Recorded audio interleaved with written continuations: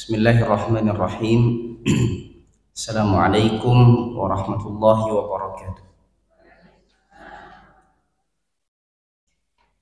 Alhamdulillahi rabbil alamin, alladzi faddalana ala katsirin min ibadihi almu'minin.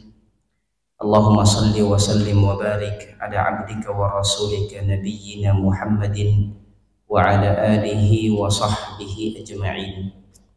Radina billahi rabba wa bil islami dina wa bi Muhammadin sallallahu alaihi wasallam nabiyya. Allahumma anfa'na bima 'allamtana wa 'allimna ma yanfa'una wa zidna 'ilma. Allahumma ij'alna min ahli al-Qur'an alladhina hum ahluka wa khassatuka ya rabbal alamin. Allahumma 'allimna minhu ma jahilna wa dhakkirna minhu ma nussina warzuqna tilawatahu ana al-laili wa atrafan nahar ala al-wajhi alladhi yurdika 'anna bi rahmatika ya arhamar rahimin.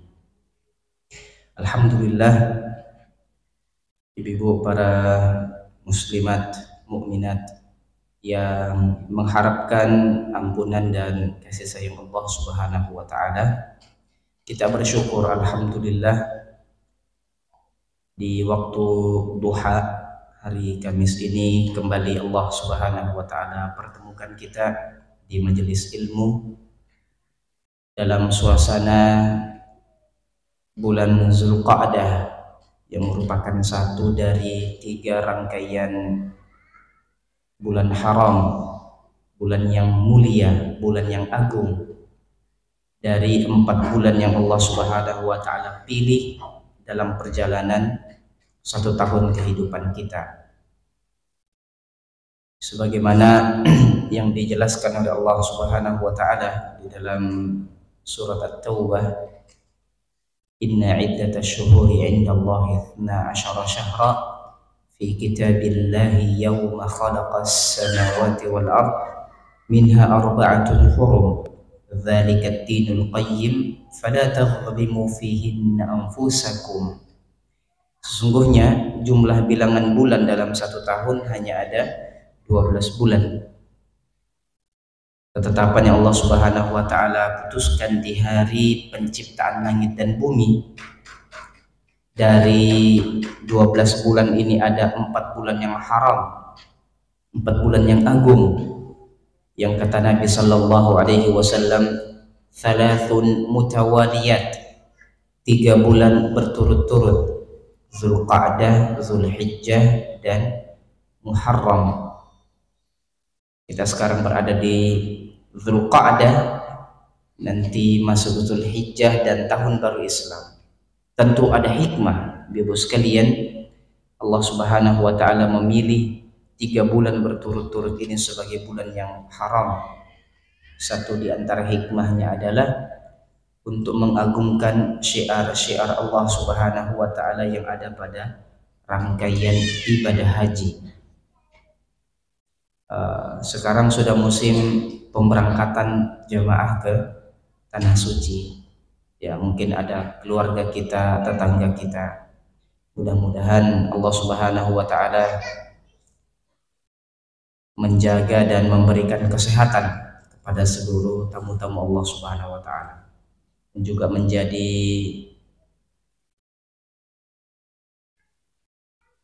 pengingat momentum bagi yang sudah melaksanakan ibadah haji, dan bagi yang belum, kita doakan insyaallah taala Allah segera mencatat kita sebagai tamu-tamu Allah di musim-musim haji berikutnya. Untuk terjaminnya keselamatan, diagungkan bulan-bulan ini. Zulqa'dah pemberangkatan, Zulhijjah puncak ibadah haji, dan Muharram mereka kembali ke negara masing-masing. Semuanya dijamin oleh Allah Subhanahu wa taala. Nah, ibu-ibu yang mulia, memaksimalkan waktu kita di kajian ini, tema yang akan kita kaji adalah menjemput pertolongan Allah Subhanahu wa taala dengan sabar dan salat. 2 fasilitas yang Allah Subhanahu wa taala berikan kepada hambanya untuk menjadi pegangan dalam menjalankan kehidupan sebagai hamba dan khalifah Allah Subhanahu wa taala di muka bumi ini. Kita ambil keberkahan tilawah Al-Qur'an. Bagi yang membawa mushaf atau ada mushaf digital di HP-nya, di smartphone-nya, bisa buka surat Al-Baqarah ayat 152.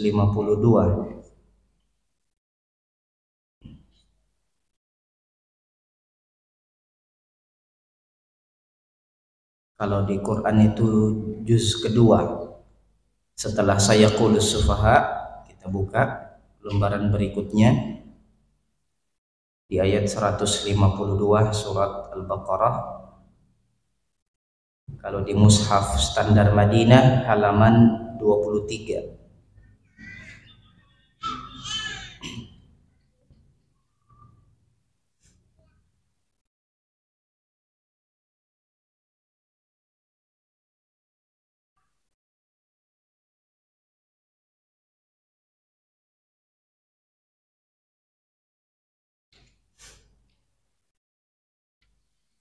Kita baca bersama dari ayat 152 sampai 157.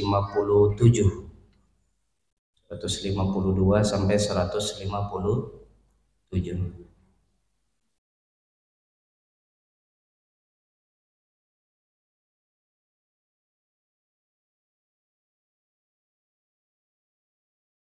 Baik, kita baca bersama-sama. Kita awali dengan ta'awudz. A'udzu billahi minasy syaithanir rajim. Bismillahirrahmanirrahim. Fadhkuruni adhkurkum washkuru li wa la takfurun. Ya ayyuhalladzina amanu ista'inu bis-sabri was-salah innallaha ma'as-sabirin. Wa la taqulu liman yuqtalu fi sabilillahi amwat bal ahya'un walakin la tash'urun. Wa lanabluwannakum bisyai'in minal khawfi wal ju' wa naqsin minal amwali wal anfusi wath thamarat wa basyiris sabirin alladzina idza asabathum musibatun qalu inna lillahi wa inna ilaihi raji'un. Ulaika 'alaihim shalawatun min rabbihim wa rahmah wa ulaika humul muhtadun. Alhamdulillah, di ayat 152 Allah Subhanahu wa taala memberikan pengantar tentang pentingnya kita menjalankan 2 dari 3 fungsi utama atau ciri utama ketakwaan yang hakiki. Dalam mimbar-mimbar Jumat sering kita dengar pesan Allah Subhanahu wa taala, ya ayyuhalladzina amanu taqullaha haqqa tuqatih wa la tamutunna illa wa antum muslimun. Bertakwa kepada Allah dengan takwa yang hakiki. Untuk melihat apakah ketakwaan kita ini asli atau tidak, mencapai pada derajat hakikat atau tidak, Para ulama memberikan 3 standar, Ibu sekalian. Ada standar nilai untuk mencapai derajat takwa yang hakiki. Yang pertama adalah an yuta'a wa la yu'sa. Allah Subhanahu wa taala itu ditaati dan tidak dimaksiati. Tidak taat kepada Allah dan tidak bermaksiat kepadanya. Ini standar nilai pertama dari takwa yang hakiki. Maka wujud ketakwaan nampak dari ketaatan dan meninggalkan kemaksiatan yang mengundang murka Allah Subhanahu wa taala. Itu yang pertama. Yang kedua, sebagaimana pada ayat ini, fadhkuruni adzkurukum, yaitu an yuzkara wa la yunsa. Allah itu senantiasa diingat dan tidak pernah dilupa. Kalau posisi kita senantiasa ingat kepada Allah dan tidak pernah lupa, ini menjadi standar nilai bahwa kita mengamalkan nilai-nilai takwa dalam kehidupan, takwa yang hakiki. Makanya ibu sekalian, sebagaimana yang sering kita ulangi, kita ingatkan dan kita segar-segarkan, khairul huda huda Muhammadin sallallahu alaihi wasallam, khairul hadi hadi Muhammad sallallahu alaihi wasallam.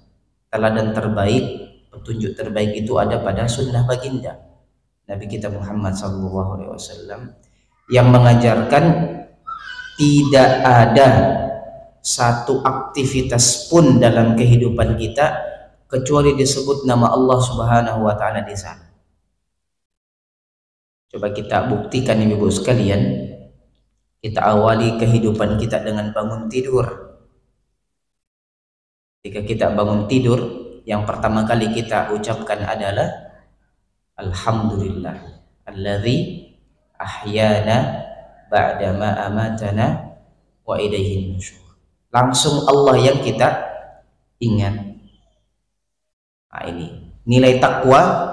Dilihat saja standarnya sederhana. Kalau bangun tidur baca doa atau tidak, ingat Allah atau tidak.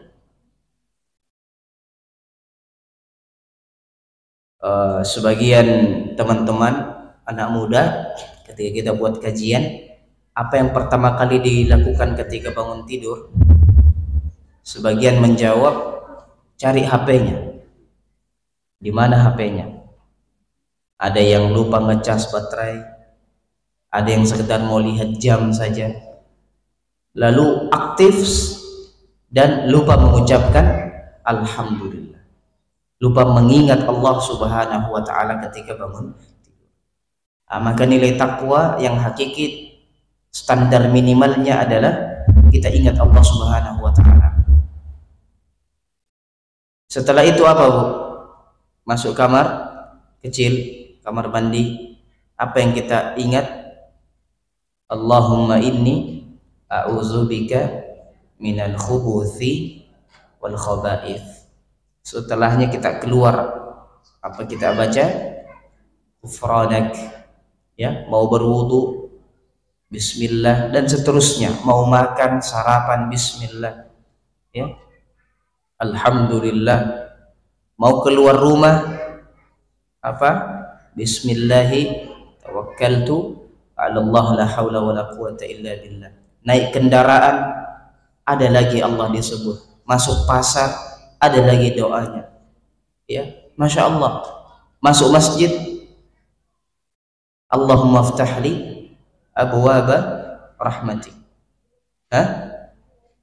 Masuk masjid, keluar masjid ada lagi doanya, dan seterusnya. Tidak ada aktivitas dalam kehidupan kita kecuali nama Allah disebut. Mau menikah, menikahkan, ya, nanti punya anak lahiran, diazankan, Allah semua disebutkan. Akikah, khitanan, apalagi, tidak ada aktivitas kecuali nama Allah Subhanahu wa taala disebut di dalamnya. Membuat janji, insya Allah. Ya kan? Kita ketemu 2 hari lagi, insya Allah. Allah lagi diingat dan seterusnya. Sampai kita lelah di malam hari dan mau tidur, siapa yang terakhir kita sebut? Bismika Allahumma ahya wa bismika amut. Dalam riwayat yang lain, bismika Allahumma amutu wa ahya. Sampai dalam tidur, kalau mimpi baik, mimpi buruk, siapa lagi yang kita ingat? Allah. Inilah teladan baginda sallallahu alaihi wasallam dalam mewujudkan nilai-nilai takwa yang hakiki dalam kehidupan, an yuzkara wa la yunsa. Makanya perintah Allah untuk berzikir itu, Bu, ya ayyuhalladzina amanu dzkurullaha dzikran katsira. Udzkurullaha dzikran katsira. Masya Allah, luar biasa. Ini nilai yang perlu kita segar-segarkan, ya, yang perlu kita segar-segarkan. Kebalikannya, ciri utama dari nifaq, dari kemunafikan adalah wala yadhkurunallaha illa qalila. Orang munafik itu ingat juga Allah, tapi ingatannya sedikit sekali. Nanti terjepit, nanti sulit, baru ingat Allah. Dalam kondisi lapang, bahagia, dia lupa. Nah, ini tidak pada kaum muslimin. Ya ayyuhalladzina amanu dzkurullaha dzikran katsira sabbihuhu bukratan wa asila. Perintah untuk banyak-banyak mengingat Allah. Karena sejarah ini berputar, ibu-ibu sekalian, berulang. Kejadian-kejadian zaman dulu itu bisa saja terjadi di zaman kita, mungkin dengan versi yang berbeda. Tapi lihatlah hamba-hamba Allah yang saleh, yang mendapatkan perlindungan Allah Subhanahu wa taala, mereka diingat oleh Allah karena senantiasa mengingat Allah. Kalau kita lihat sejarah dari Abul Anbiya Ibrahim alaihissalam, satu dari kisah perjalanan beliau alaihissalam adalah ketika raja dan orang-orang kafir di zaman beliau tidak mampu lagi mendebat Ibrahim, sudah capek mendebat dan kalah terus. Perdebatan paling heboh kan ketika Ibrahim menghancurkan patung-patung di malam hari yang disembah oleh orang-orang kafir dan menyisakan satu patung yang besar, ya kan? Pagi harinya orang-orang bertanya, siapa yang berani melakukan menghancurkan Tuhan-Tuhan kita? Siapa lagi yang kita sembah? Maka orang-orang mengatakan, ada yang melihat tadi malam itu anak muda, anak kecil, Ibrahim namanya. Maka Ibrahim dipanggil, a'anta fa'alta hadza bi alihatina ya Ibrahim? Apakah engkau yang menghancurkan Tuhan-Tuhan kami ini? Apa kata Ibrahim alaihissalam? Itu yang paling besar yang melakukan. Tanya dia kalau bisa ngomong. Maka orang-orang menggerakkan sedikit akalnya. Apa iya patung kayu ini bisa memukul patung-patung yang lainnya? Bicara saja tidak bisa, apalagi bergerak memukul, menghancurkan, ya kan? Tapi karena kesombongan dan tidak mau kalah, raja menetapkan hukuman untuk Ibrahim alaihissalam adalah kumpulkan seluruh masyarakat di padang yang luas, kumpulkan semua jenis kayu, kumpulkan kayu, kita bikin bangunan tinggi, lalu kita bakar dan kita masukkan Ibrahim ke dalam. La haula wala quwata illa billah. Jadi apinya ini, Bu, berbeda kalau Ibrahim sudah di dalam api, ya. Caranya apa? Dibakar dulu, Semua kayu dikumpulkan. Bahkan dalam riwayat dikatakan di zaman tersebut ada ibu-ibu yang sakit, dia bernazar. Kita kenal nazar, Bu, ya. Apa nazar itu? Pokoknya bernazar, kalau saya sembuh ada sesuatu yang akan dia lakukan, ya kan? Nazarnya begini, kalau saya sembuh, saya bawa semua kayu yang ada di rumah untuk menjadi bahan bakarnya Ibrahim. Subhanallah. Saking apanya dengan Ibrahimnya mau dibakar itu, nazarnya kalau saya sembuh, saya bawa juga kayu-kayu yang ada di rumah ini untuk menjadi bahan bakarnya Ibrahim. Maka berkumpullah kayu yang banyak, kemudian dinyalakan supaya Ibrahim melihat itu api yang akan membakarmu. Kalau tidak mau meninggalkan dakwah, kau akan masuk di api tersebut. Saking panasnya ibu-ibu, Nabi Ibrahim itu dibuatkan alat bernama minjanik. Minjanik itu sejenis ketapel besar untuk dilontarkan, karena tidak bisa mendekat, panas sekali. Masya Allah. Dikatakan dalam riwayat, kita bisa baca kisah ini dalam tafsir Ibnu Katsir, bahwa ketika akan dilontarkan ke api,